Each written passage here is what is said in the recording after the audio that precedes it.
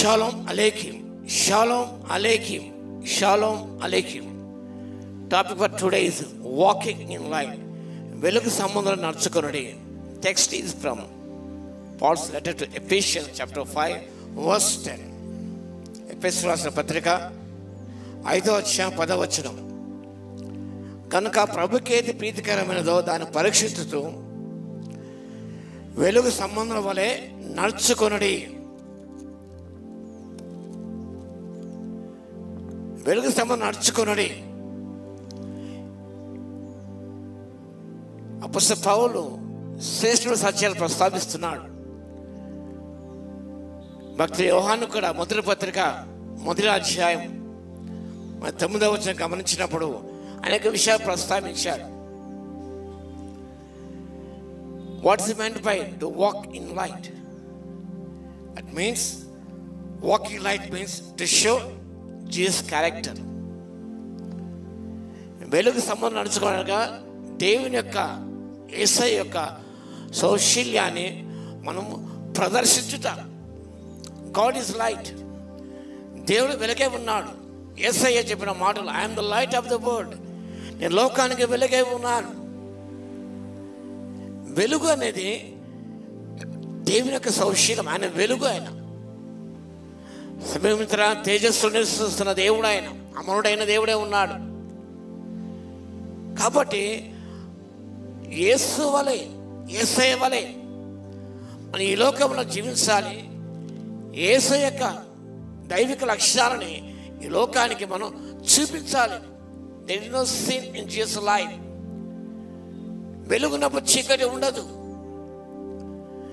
దేవుడు వెలుగు చీకటి వేరు చేశాడు. మన చీకటి సంబంధం కాదు, సైతాన్ సంబంధం కాదు, లోక సంబంధం కాదు. మనం వెలుగు సంబంధం. ఒకప్పుడు చీకటి ఉంటుంది కానీ క్రీస్తునందు వెలుగే ఉన్నాం. Light in Christ. కాబట్టి వెలుగు అనగా దేవుడు యేసుక్రీస్తు ప్రభువు. ఆయన వెలుగైన ప్రకారం మనము కూడా ఆయనతో అన్యోన్య సహవాసం గల వరమై జీవించగలం. కాబట్టి వెలుగు సంబంధం జీవించడం ద్వారా can have fellowship with God. చీకటి వెలుగుతో ఇలాంటి సంబంధం ఉండదు. వెలుగుతో చీకటికి పొత్తు ఉండదు. కాబట్టి వెలుగు సంబంధంలో దేవునితో సహవాస భాగ్యాన్ని పొందుకోగలుగుతారు. Fellowship with Christ when you are walking in light. రెండో విషయం గమనించినప్పుడు ఈ యొక్క వెలుగు అనేది ఇట్ గివ్స్ ఎ ప్రొటెక్షన్. అది భద్రత మనకిస్తుంది. వెలుగు ఉన్నప్పుడు చీకటి మన అంటనే అంటది. ఇంకా చీకటి అంటనే అంటావు. ఒక దీపం ఉంటుందనుకో, అది ప్రకాశిస్తుంది. దీపం చుట్టూ పురుగులు తిరిగినా ఆ పురుగులు మాడి మసైపోతాయి, తట్టుకోలేవు. అవి ఆ వెలుగుగా అవి మాడి మసైపోతాయి, సమీపించలేవు వెలుగును. అదేవిధంగా చీకటి పురుగు ఎన్నో ఈ లోకంలో ఉన్నాయి. వెలుగు సంబంధం ఉంటూ వెలుగు బిడ్డవని నడుచుకున్నప్పుడు చీకటి శక్తులు ఇంక అంటేనే అంటవు. దగ్గర ప్రయత్నం చేస్తాయి చీకటి అంధకార శక్తులు. కానీ అవన్నీ కూడా నీ సమీపించలేవు. Light protects our lifes. అంత మాత్రమే కాదు, చీకటిలో మనం జీవిస్తున్నప్పుడు ఇలాంటి దీన్ని పొందలేము. చీకటి శక్తులు వెలుగు బిడ్డలు ఏమి చేయలేవు. కాబట్టి రోమా పత్రిక 13వ అధ్యాయం 12వ వచనంలో put on the armour of light. Put on the armour of light. సర్వంగా కవచం ఉన్నది. Put on the armour of light. వెలుగు అనే ఆ కవచాన్ని మనం ధరించుకున్నప్పుడు నిజముగా దేవునితో మనం సావాస భాగ్యం పొందగలుగుతాం, భద్రపరచబడతాం. అంత మాత్రం పవిత్రీకరించబడతాం. మనం పవిత్రపరచబడతాం. అన్యోన్య సహవాస గలమరే ఉంటాము కాబట్టి మనం పవిత్రపరచబడతాం.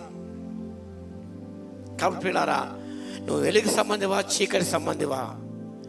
చీకటి సంబంధం చీకటి కార్యాలు చేస్తారు, వెలుగు సంబంధం వెలుగు కార్యాలు చేస్తారు. నీతి, మంచితనం, సత్యం అందులో ఉంటే వారిలో ఉంటాయి. కాబట్టి మనం వెలుగు నడుచుకుందాం, దేవునికి ఆశలో పొందుకుందాం. అలాగ చేయడానికి పరిశుద్ధాత్మ దేవుని శక్తిని దయచును గాక. ఆమేన్. మహోన్నతుడ యేసయ్య మీకు వందనాలు, స్తుతి స్తోత్రాలు తండ్రి. ఈరోజు వాక్యం విన్న ప్రతి బిడ్డను బట్టి మీకు స్తుతి స్తోత్రాలు చెల్లిస్తున్నాం. మేము చీకటి సముద్రమా వెలుగు సముద్రం ఒకసారి పరీక్షించుకున్న తండ్రి, వెలుగు సంబంధంలో నడుచుకుంటున్నాయన సమస్తము తండ్రి వెలుగు ప్రత్యక్షపరచబడుతుంది కాబట్టి ఏది మంచో ఏది తెలుసుకుని తండ్రి మీరు చూసిన విధముగా ప్రతిదీ చూసి నిశ్చితంగా పరిశీలించినైనా మీరు చేసిన విధముగా మేము జీవించే విధముగా మేము జీవిస్తూ ముందుకు సాగుటకు మేము వెలుగుని ప్రకాశింపజేస్తూ ముందుకు సాగిపోటకు కృప నిమగ్నందుకు మీకే స్తుతి స్తోత్రాలు చెల్లిస్తూ వాక్యం ప్రార్థన దర్శించినైనా భద్రపరిచి దీవించమని యేసయ్య నామమున ప్రార్థించి వేడుకొచ్చున్నాము తండ్రి. ఆమేన్. మన తండ్రి అయిన దేవుని యొక్క ప్రేమయు మన ప్రభువును రక్షకుడు అనే యేసుక్రీస్తు యొక్క కృపయు పరిశుద్ధాత్మ యొక్క అన్యోన్య సహవాసం మనందరికీ సదాకాలము తోడై ఉండును గాక. ఆమేన్.